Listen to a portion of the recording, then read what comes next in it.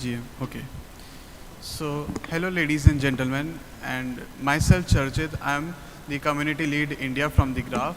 So, today we are not going to dive into too much technical about the AI advancement in Web3, but rather we will be focusing on more towards the application and use case side of it. So today we are going to talk about three major points: Web3 data, AI, and the graph. So like in graph, we generally don't talk about market valuations, pricing, but still it is one of the most important metric to know about the Web3 adoption. So last year, if you see, like Web3 adoption was valued around 23.3 billion, but in 2025, it's expected to grow towards 39.7 billion USD. So like if you see, like if like the Web3 is getting adoption, so as the query volume within the graph is increasing. So from the 2022 quarter one to like last year quarter four, we have seen approx 121 CAGR growth. So that's pretty much of how fast the Web3 with the graph is going towards. Yeah. And now the main question comes, why AI and Web3? Yeah. So before going further, let's understand slightly basic about Web3 data. So the property of Web3 data is like distributing data infrastructure. So what does it bring to table?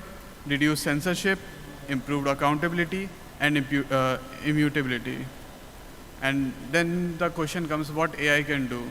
So AI can bring smarter insights, personalized experience, and then very basic, like let's understand what it can do in Web3. So like imagine having your LLM trained on a Web3 data, like since the Web3 data has the purest property of having a track and traceability and verifiability, and you trained your LLM on top of that Web3 data, you can take much more informed decisions. And with the informed decisions, you can reduce the security, and eventually it will also help you in resource optimization. And then the third part comes, what the graph does in this segment. So in simpler words, graph makes it easy to fetch your blockchain data and ensuring verifiability, openness, and permissionless nature. So like the main question comes, what's the need of the graph, right? So like in the past 4 or 5 years, there were many startups or many media houses who were dependent on Facebook page, Google, WhatsApp, and like different kind of social media. So like when the political environment of the world becomes more volatile, it is not very much new that these are the startups or these are the companies affected by most.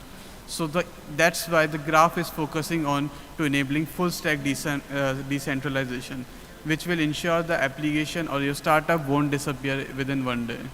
And like the best part about the graph, which I like personally, is our solution is governed by the graph network, where developer can create their open API or subgraph.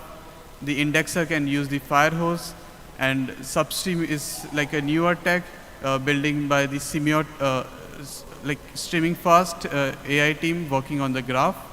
And then we do have this Substream powered subgraph. And like let's talk about the graph network. So graph network is supported by majorly 3 players: indexers, curator, and delegator. And so for example, if a developer like you and me deploys a subgraph over a smart contract, so like on that stage, your subgraph is empty. So the curator needs to understand the business value of that particular subgraph. So like once he understands the business value, he will curate the subgraph with the GRT tokens, and then the indexer will see, oh, the curator has signaled the subgraph with the GRT, so probably it will be having more business value. So indexer will come on board, will index the data from the blockchain to the subgraph, and then again there is the delegator who is responsible to support the indexer by delegating some like GRT to indexers.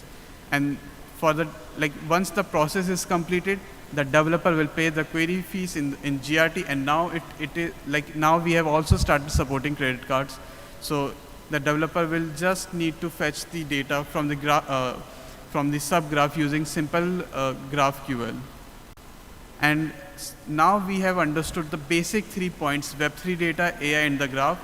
Now let's understand more about the application side of it in going in more depth towards it. So like, as I mentioned, like the developer need to pay the query fees in GRT. So like still the query fees is still slightly high right now. Plus, and there is inconsistency in the query fees. So here the Semiotic Labs comes in. It's a core dev team working on the graph, especially in the AI segment. So they developed a domain-specific language named Agora. So Agora helps to categorize the query volume with the proper shape, and that's how they are planning to optimize the query fees. And then the AI part of Agora comes. So the first major problem of Agora is it needed to be manually installed on a particular subgraph. And like, so the Auto Agora is AI enabled, and it is personal, like it could be, we can use Auto Agora for the personalized subgraph, and it could be like more effective and better towards using on the other subgraph. And now like, let's dive more towards the LLM trained on the verifiable data. So like, having the property of track and traceability in the blockchain helps you to get like pure data from the Web3. And imagine like, if you like again trained your data over the LLM models of yours, like, so like it could also enable new applications within Web3. So in the current world, like in most of the trading like financial markets, traders are using Python bots to trade, and there were many risks of manipulations and fake news, unnecessary negativity. So the LLM trained on the verifiable data can improve the decision making and help you to take more informed decision within DeFi. Not only that, in DAO, you will start, like you can have the ability to track the fraudulent activities within the DAO, and you can easily like curb the bad partner within your ecosystem.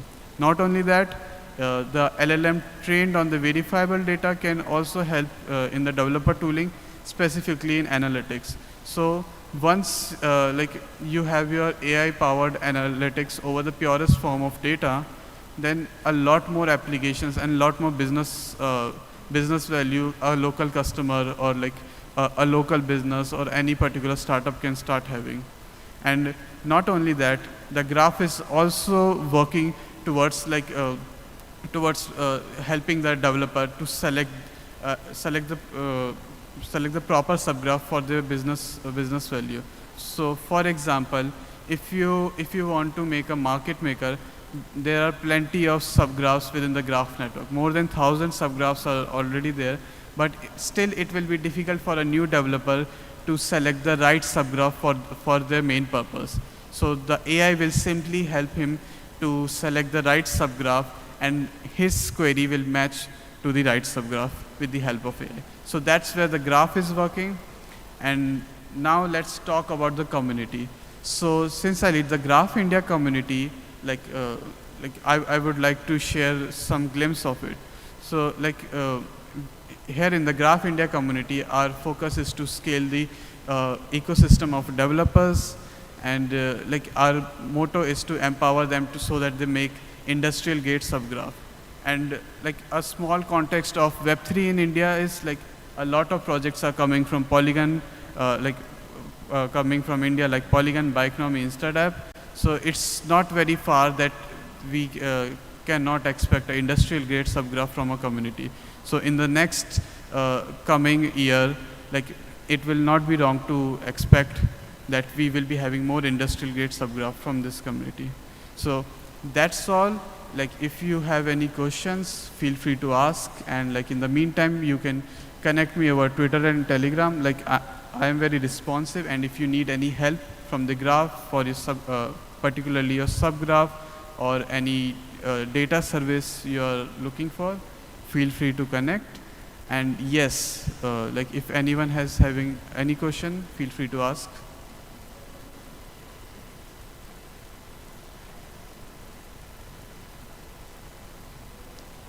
cool. So thank you everyone, and yeah, take care. Make sure keep building and drink lot of water. Yeah.